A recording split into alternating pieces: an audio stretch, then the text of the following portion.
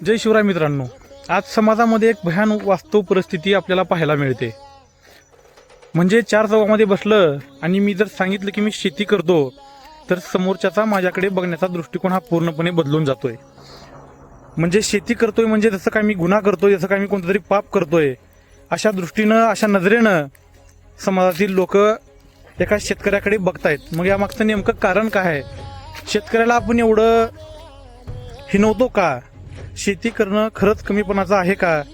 म्हणजे आज आपण कितीही कमावलं, कितीही आपल्याला मोठे मोठे पॅकेज असले, मोठ्या मोठ्या पगारी जरी असल्या, तरी 3 टाइम आपण जेवताना आपल्या ताटामध्ये आपण डाळ आणि भाकरीच खातो. त्याच्याशिवाय आपल्या ताटामध्ये जेवण नसतं.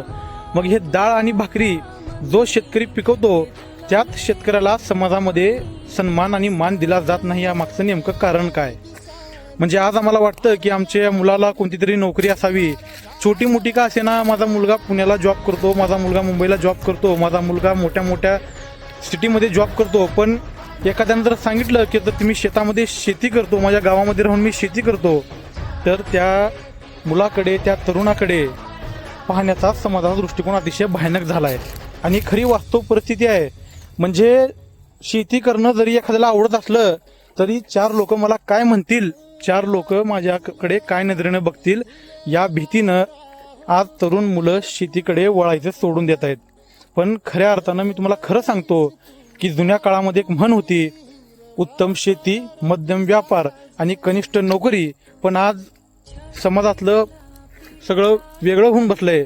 म्हणजे कनिष्ठ शेती